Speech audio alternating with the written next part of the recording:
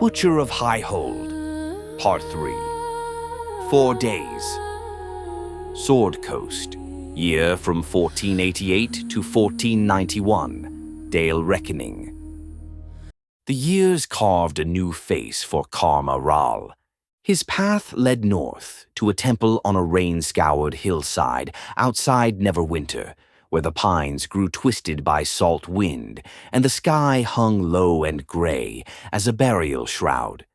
The Temple of Hor, the god of retribution, the deity who understood that some debts could only be paid in suffering. He knelt before the altar for 3 days without food or water. The stone was cold against his knees, cold as the marble floors of the Hall of Justice, cold as the courtyard of High Hold. By the second day, the hunger and exhaustion had begun to blur the edges of the world. Shadows moved at the corners of his vision. Voices whispered from the darkness beyond the altar, voices that sounded like soldiers screaming, like timber cracking, like a woman laughing as she released a red silk ribbon into the wind. He fed the altar everything he had left. The weight of 47 names, the smell of jasmine, the sound of her voice calling his name from somewhere he could not reach. When he rose on the 3rd day, he was something different, something harder. The priest marked his brow with blood and spoke words in a language older than Neverwinter itself, and Kharma felt the oath settle into his bones like iron fusing with flesh. He was no longer a soldier. He was vengeance, wearing a man's face, and the hunt began. The Butcher of High Hold. Kharma's voice carried through the taproom of the Siren's Rest, cutting through the clatter of dice and the murmur of negotiations. Around him, faces turned, mercenaries and merchants, sailors between voyages. He let them look. I was there. I was his lieutenant. He paused, letting the weight settle. The gates opened because he changed the guard roster, put men he knew were traitors at the post that mattered most. 47 soldiers died in that courtyard, 15 diplomats, and the woman I was going to marry. His voice caught, perfectly timed. She burned alive because of Cedric Laurent. The room had gone quiet. He left the same story in every town he passed through, paid bards to work it into their repertoires, merchants to carry it along the trade routes. The name spread like a stain. The Butcher of High Hold, the lion who had become a monster, the commander who had murdered his own men. It was righteous work, it was holy work, and if some nights he lay in rented rooms and felt nothing but the hollow ache that had lived in his chest since the gates swung open, he told himself that was the price of justice. He told himself the emptiness would pass when the debt was finally paid. But the seasons turned and the debt remained unpaid, and Kharma kept hunting. And finally, 3 years later, his heart was pounding as he stood in the temple courtyard, staring at the letter in his hands. I know where Cedric Laurent is. I think about all the men who stood watch here before me, centuries of them, all watching the same mountains. Their spirits are still out there, watching to see if we're worthy of what they built. Monastery of Ilmater's Tears. Ask for Sister Marin. No signature. None needed. Those words in the middle, words he had spoken only once, in a fire-lit room that smelled of jasmine, to a woman whose dark curls had spilled across his chest. A nun had delivered the letter to the Temple of Hor while he was out hunting a debtor in the dockyards. The acolytes remembered little about her. Gray robes, soft voice, a face half hidden by a modest wimple. She had pressed the letter into their hands, asked them to ensure it reached Kharma Raal urgently, and vanished before anyone thought to ask her name. It was a trap. It had to be a trap. And he was in the saddle within the hour. The monastery of Ilmater's Tears sat in a shallow valley in the hills east of Neverwinter. It was a modest place, weathered stone walls, a garden where gray-robed figures moved among the herbs, the quiet industry of those who had given their lives to easing suffering. Kharma left his horse at the gate and walked through the courtyard with one hand on his sword. A young acolyte directed him to the hospice wing with a gentle smile that expected nothing and asked for nothing in return. He found her at a bedside. She was thinner than he remembered, dressed in the simple gray robes of a novice, her dark hair hidden beneath a modest wimple. She was holding an old man's hand, murmuring something soft, and she did not look up when Kharma's shadow fell across the threshold. For a long moment he could not speak, could not move, could not make sense of the image before him. Angela, his Angela, the woman he had mourned for 3 years, tending to the dying in a house of mercy. Angela. Her head came up, her eyes met his, and he watched the color drain from her face. Kharma. His name came out strangled. She rose from the bedside, her hands trembling. You came. I didn't know if you would. You're alive. Yes. She took a step toward him, then stopped as though she had hit an invisible wall. I'm so sorry. I'm so sorry. Her voice broke. She pressed a hand to her mouth, and when she lowered it, tears were streaming down her face. I wanted to tell you. So many times I wanted to find you, to explain. She was shaking now, her whole body trembling with the force of something that had been held back too long. But they were watching. They were always watching. And I thought you were safer if you didn't know, if you believed I was dead. Who? The word came out harsh, a blade's edge. Who was watching? She flinched. Her eyes darted to the doorway behind him, then back to his face. Not here. Please, there's a chapel. We can talk there, privately.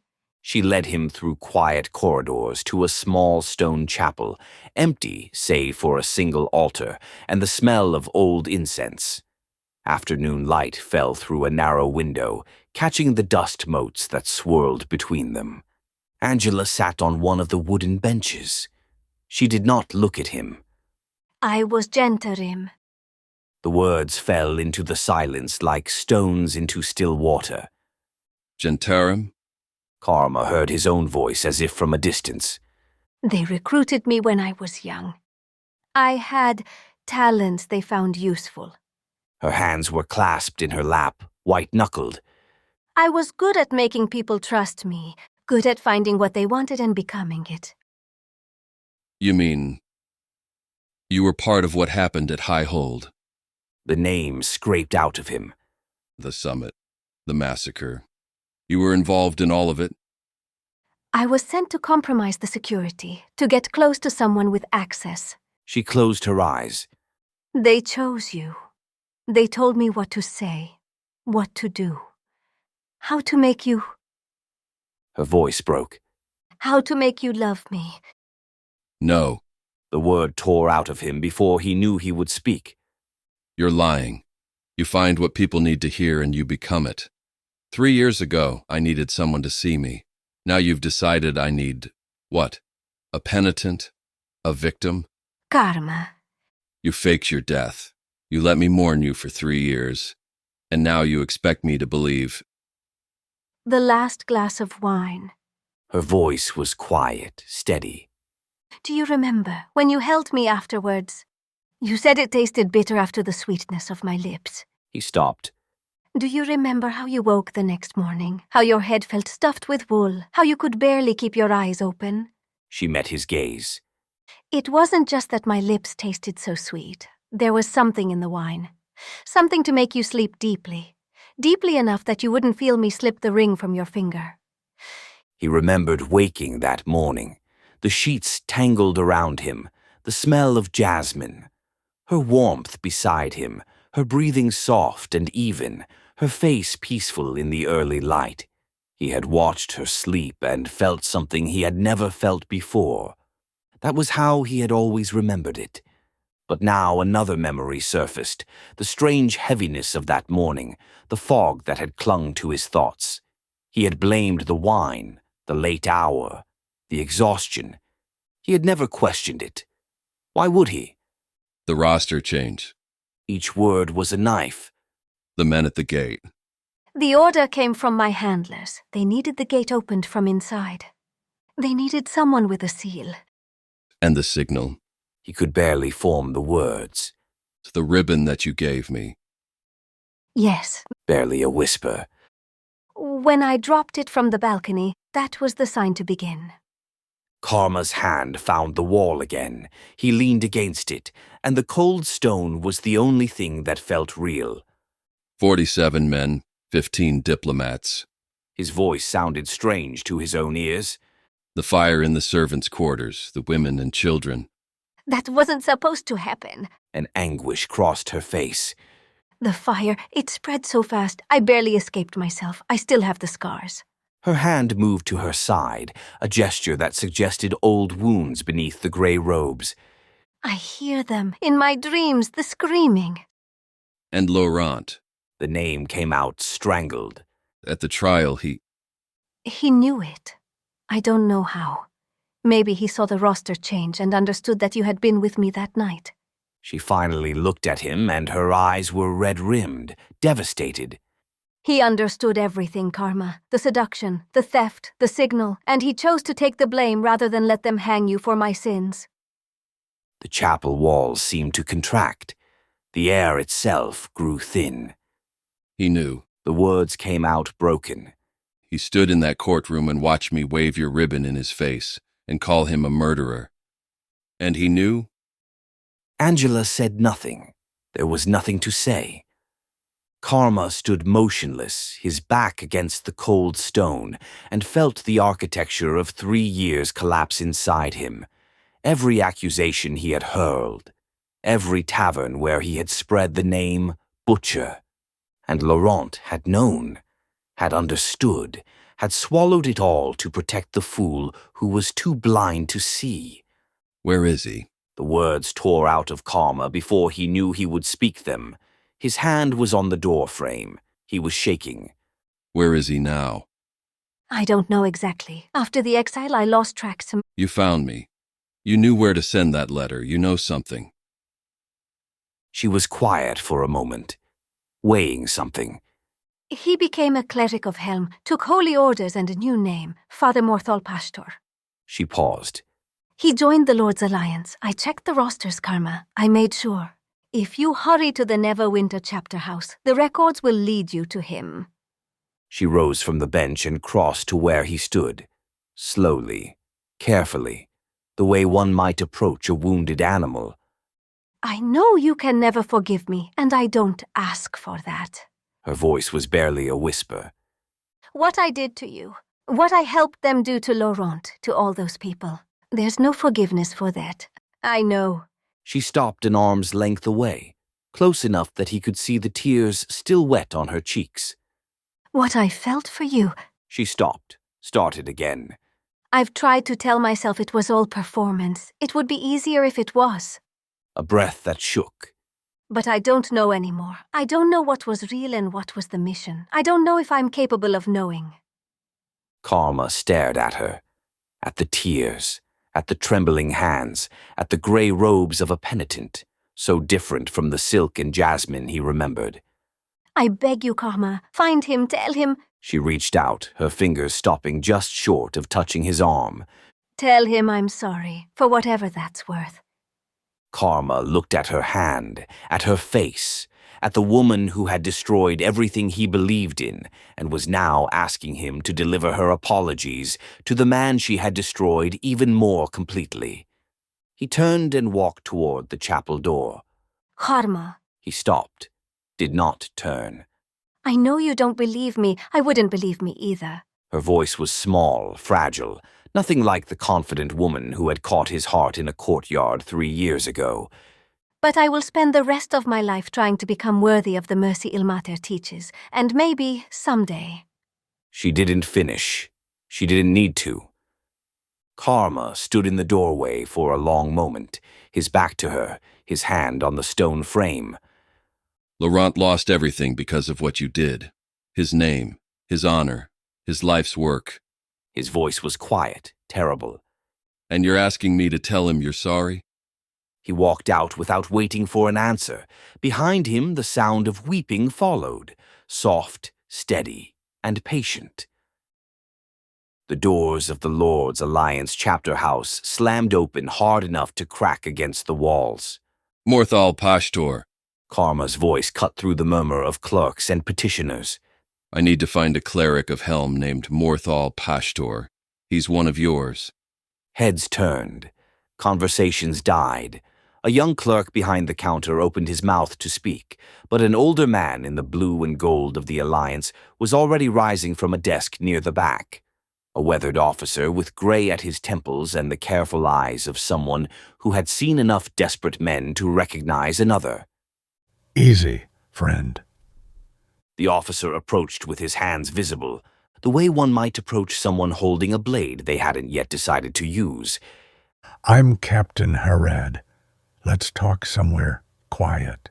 I don't need quiet. I need to know where he's posted. I understand, but this isn't a conversation for the common hall. Something in the captain's expression shifted, a flicker of recognition, or perhaps of pity. Please. The office was small, cluttered with maps and requisition forms. Harad closed the door and gestured to a chair. Kharma did not sit. Morthal Pashtor, Kharma repeated. where is he? Harad studied him for a long moment. You knew him before. I knew him as Cedric Laurent, commander of the Flaming Fist garrison at High Hold. The words tasted like ash. I need to find him. The captain's face told him everything before the words came. I'm sorry, son. Morthal died 4 days ago, drowned at sea near a lighthouse. Harad's voice was gentle, the practiced gentleness of a man who had delivered such news before. His friends recovered his body from the rocks. The world tilted.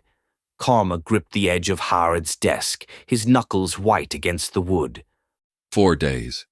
We only received word yesterday. Sildar Hallwinter, he's our man in Phandalin, sent a request for a replacement. The funeral is— I'll go. Harad blinked. Sir, this posting requires— I said I'll go. Kharma's voice was steady, but his eyes were not. How soon can I leave? We'd need to verify your credentials, process the paperwork. Kharma pulled his holy symbol from beneath his armor and pressed it onto the desk. The scales of Hor gleamed dully in the lamplight. I am a paladin of the Doombringer. I have served the Alliance on 6 contracts in the past year. Process whatever you need to process. He straightened, and something in his bearing made even the veteran captain draw back slightly. I leave within the hour. He rode for 3 days without stopping. The roads dissolved into mud beneath his horse's hooves. The nights offered no rest, only the endless replay of Angela's words in the monastery, the tears streaming down her face as she claimed to be a victim of the same forces that had destroyed him. I had no choice. They had leverage on me. Had they? Had she truly been coerced, or was that just another performance? She had wept so convincingly in that chapel, had trembled with what looked like genuine anguish, had spoken of guilt and atonement and feelings she claimed not to understand, and he could not tell, would never be able to tell, how much of it was real. That was what haunted him as the miles disappeared beneath him. Not cruelty, but uncertainty. He had been fooled so completely that he could never trust his own judgment again. Every soft word, every gentle touch, every tear on every woman's face. How would he ever know what was real? The rain began on the 2nd day and did not stop. He rode through it without seeking shelter, letting the cold water soak through his cloak, and he turned the pieces of his life over in his mind like broken pottery. 3 years. 3 years of righteous fury, of hunting a man across the Sword Coast, of telling anyone who would listen about the Butcher of High Hold. He had built a cathedral of hatred on a foundation of lies. And Morthal had known. Morthal had stood in that marble hall, watching Kharma wave Angela's ribbon like a banner of grief, and he had understood everything: the seduction, the theft, the signal. He had seen the truth written in silk and wax, and he had chosen to swallow it rather than let it destroy the fool who had been too blind to see. And now Morthal was dead. The morning came grey and weeping. Kharma dressed in his armor, the dark mail marked with the scales of Hor, the heavy storm-grey cloak that had become his second skin. He strapped his sword to his back, the massive blade with its pommel shaped like a clenched fist. He had carried it for years now, dealing the Doombringer's justice to oathbreakers and debtors, the holy work of vengeance. But what justice could he offer to the dead? What retribution could balance the scales he himself had tipped?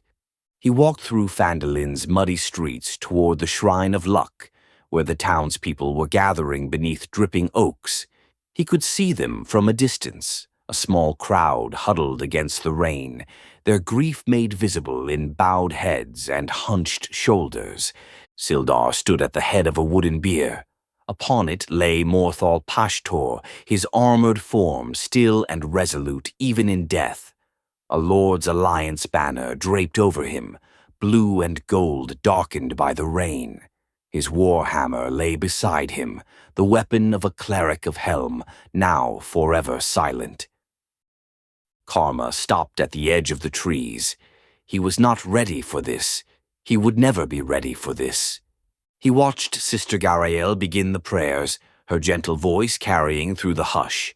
He watched Sildar step forward to speak, his words thick with emotion. He watched strangers approach the bier, a dwarf, an elf, and 2 women he did not know, each offering their own fumbling tributes to a man they had clearly loved. Kharma's hands curled into fists at his sides. These people had known Morthal, had served with him, fought beside him, watched him die protecting them. They had been given the gift of his final years, while Kharma had spent those same years spreading poison about a man who deserved none of it. They had been there, Kharma had not. But he was here now. Kharma could not undo 3 years of hatred. He could not unsay the words he had spoken, could not unwrite the letters he had sent, could not resurrect the reputation he had systematically destroyed. The debt was beyond settling, not because it was too large, but because the one person who could have settled it was lying cold and still on a wooden bier. But perhaps settling it with Morthal was not the point. Perhaps the point was continuation, picking up the work that Morthal had left unfinished, protecting what he had protected. Sister Garaele was raising her voice for the final blessing when Kharma stepped out of the trees. He moved with deliberate grace, his dark armor gleaming wetly in the grey light, the scales of Hor stark against the morning colors of the gathered crowd. His storm-grey cloak billowed behind him as he approached, and his eyes, pale as winter ice, swept across the assembled mourners with an intensity that made the air itself seem to crackle. He stopped. The silence was absolute. His gaze fall upon the still form on the bier. He had spent the whole journey preparing what he would say, but the dead could only be honored through action.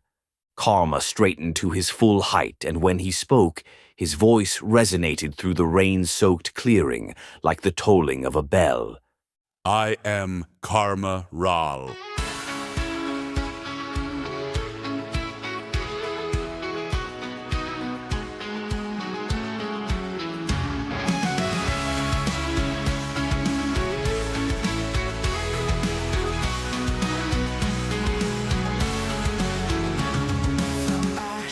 And oath he forged his path, where judgment walks and silence wrath.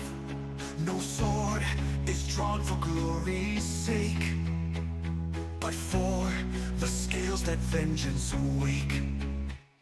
By whose proclaim the judgment fall?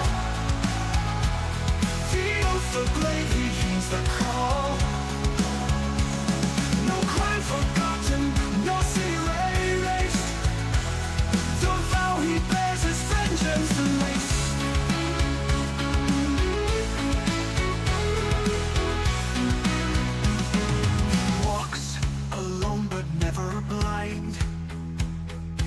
step weighed out, each wrong defined. No plea shall sway, no tear shall stall the storm that rides with Kharma Raal. Steel for the guilty, fire for the damned. First step away, now he's wrong defined. No plea shall sway, no tear shall stall the storm that rides with Kharma Raal. Steel for the guilty, fire for the damned. Mercy denied where justice stands. The God of doom speaks through his hand, and balance burns across the land.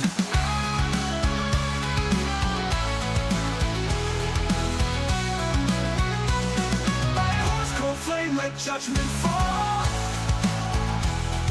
In echoing halls they speak his call. Let tyrants flee and murderers crawl, for none escape from Kharma Raal.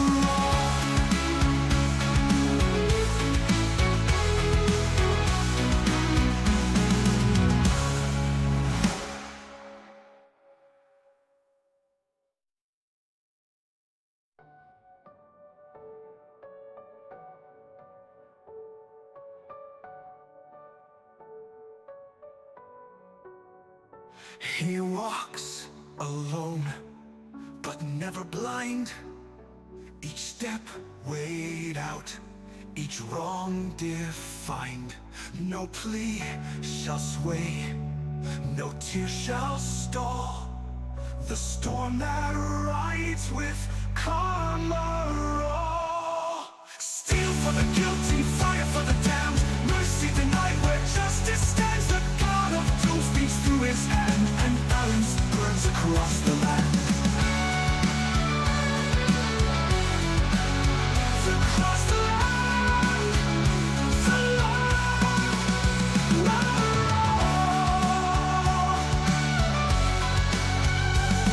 For none escape from Kharma Raal.